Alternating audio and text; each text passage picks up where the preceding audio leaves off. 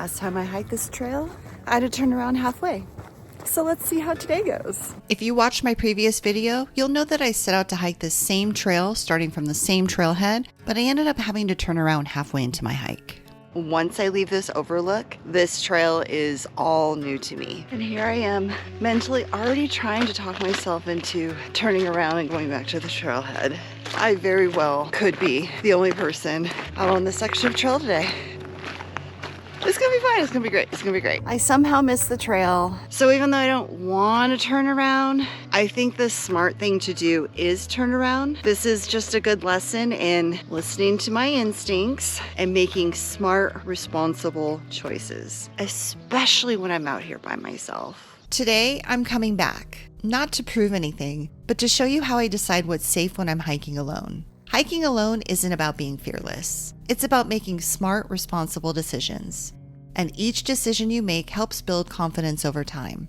In this video, I'm going to show you in real time how I decide what's safe when hiking alone and how I actually stay safe on trail. If we haven't met yet, hi, I'm Kathleen, a food-motivated hiker, solo backpacker, backpacking coach for women, and the hungry hiker here on YouTube. One of the biggest things I've learned from hiking alone is not to let fear be the thing making my decisions. If I made every decision based on fear, I never would have started most of the hikes that ended up teaching me the most.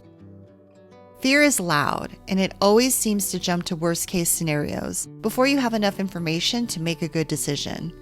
That doesn't mean fear is bad, it just means it's incomplete. One of the questions I get asked the most is, how do I trust myself and feel safe when I'm hiking alone? Honestly, I don't trust myself because I'm fearless. I trust myself because I've built systems that help me make good, responsible decisions in the moment, even when things feel uncertain.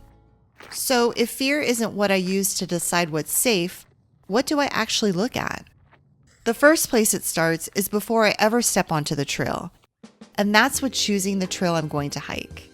When choosing a trail, I always start by asking myself, is this a trail I've hiked before, or am I going somewhere new? A familiar trail gives me a baseline. I have a better idea of what I can expect. I'm familiar with the area, and I have an idea of what route I want to take. A new to me trail means I'll need to learn as much as I can about this trail before getting out there because I have no idea what to expect. So I decided to go up the trail the same way that I came the last time, which is up the road or the double track. And then when I come down, I'll come down the single track. I liked coming up the road. It was a nice meander. It is a little bit longer, not by much, and it's a gradual climb up. The single track is more in the trees. I feel like it's a bit steeper, so I'd rather do that on the way back coming down.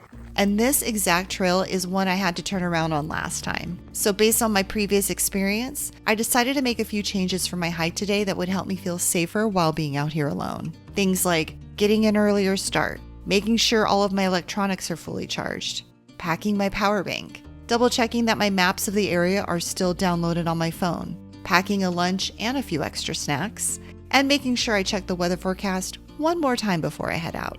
A big part of how I decide what's safe when hiking alone is knowing I'm prepared for things to not go perfectly. I don't carry the 10 essentials because I expect something bad to happen. I carry them so I don't panic if something does.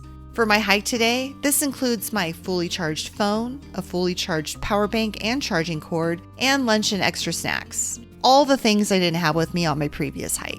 Being able to communicate with the off-trail world in the event of an emergency, packing extra clothing layers, and having plenty of water to drink along with having all the 10 essentials helps give me more margin, and having more margin helps create calm. Having each of these items is what keeps me thinking clearly instead of spiraling when things don't go exactly as planned.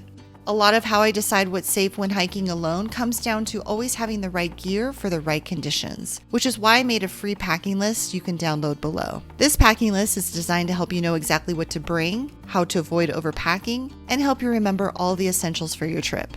Click the link down in the description below to get your free backpacking gear packing list.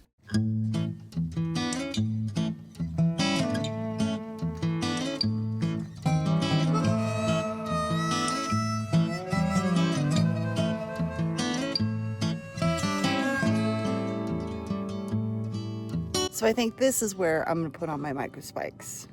One of the gear decisions I make in winter conditions that helps me feel safe when I'm hiking alone is to always pack my Situtional Microspikes Ghost Traction System. These come with me on every winter hike I go on. This winter, Situtional sent me the Ghost Traction System, which are lighter and faster to put on than the original Situtional Microspikes, which matters when I need to make a quick safety decision.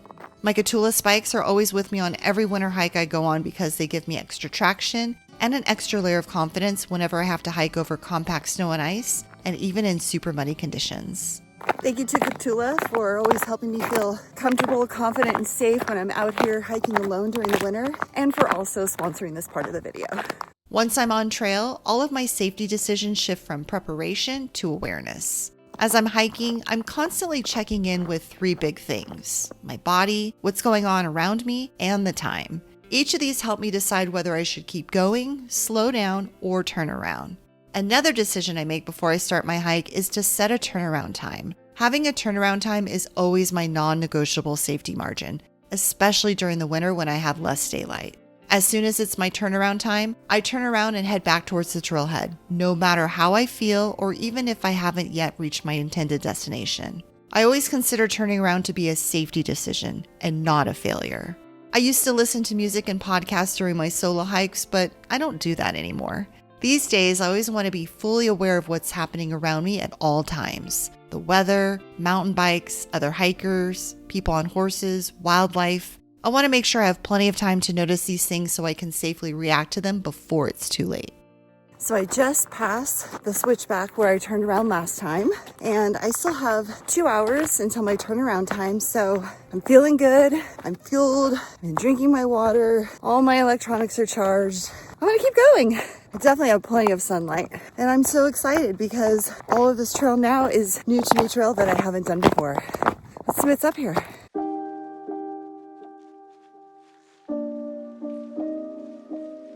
And awareness isn't just about my internal check-ins. It's also about what's happening around me. And this means always being cautious about avoiding potential threats, whether they're environmental, animal, or even human.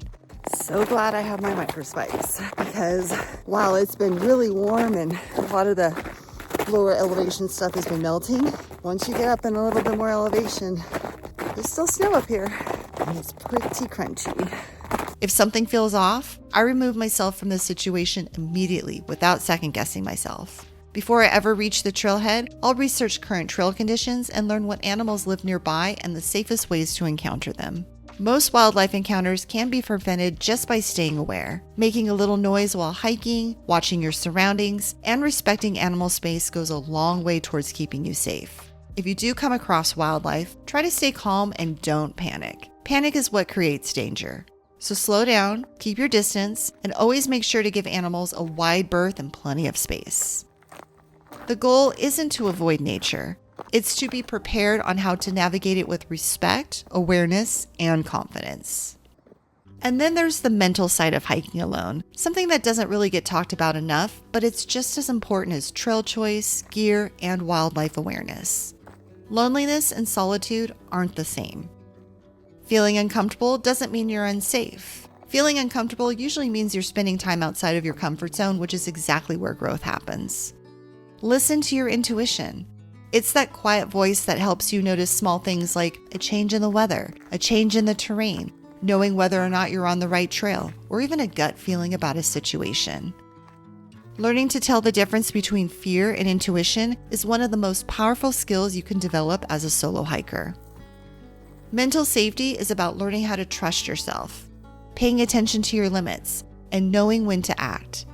It's about being aware of what's happening around you, listening to your body when it's tired, when it's hungry, thirsty, or feels uncomfortable, and being able to make calm, responsible decisions even when things feel uncertain. I made it 7 miles up. I'm at the base of Mount Dean Stone, and it looks like the trail just goes around the mountain. You can't go up it. There's a road, it looks like it goes up to the top, but it's closed for public access. By the time I turn around and get back to the trailhead, I'll have done a 14-mile hike today, so I feel pretty good about turning around here. Also, it's getting near my turnaround time, so I want to eat the second half of my sandwich, put on a layer, because it is getting colder. There is some weather coming in, which I saw in the forecast. Now's a good time to turn back around and make it back to the trailhead before it gets dark. Coming back to hike this trail today wasn't about reaching the top of the trail. It was about being able to make better decisions before I started my hike. Staying safe while hiking alone isn't about following certain rules or trying to be fearless. It's about making good, responsible decisions before you start, while you're on trail, and whenever conditions change. Safety comes from trusting yourself to make the right decisions in the moment, and that trust is something you build one decision, one step, one hike at a time. If watching this made you think, I want to do this safely, but I'm not sure I'm ready, that's exactly why I created the Solo Readiness Check. This free guide will help you figure out what's holding you back and what you can do next. Click the link down in the description below to download your free guide. I'm about 9.5 miles into this hike, and I'm definitely starting to feel my energy drop. I'm taking it pretty easy on the way down, but I think instead of taking the single track trail down, which is pretty deep in the trees, pretty narrow trail, it's also considerably steeper than the fire road or the double track. I think I'm going to take the road back, even though it's slightly longer, not by much, but it's an easier descent. Because I'm feeling tired and I want to listen to my body. I think I'm going to take the gentler way down. If you like this video and got some value out of it, make sure to hit the like button. Don't forget to subscribe to my YouTube channel for new videos each week and hit the bell icon to get notified each time new videos are posted. And if you want to take your solo hiking confidence to the next level, check out this next video where I share 10 tips every solo female backpacker should know before going hiking alone. Thanks for watching, and I'll see you in the next one. Happy trails and keep on trucking.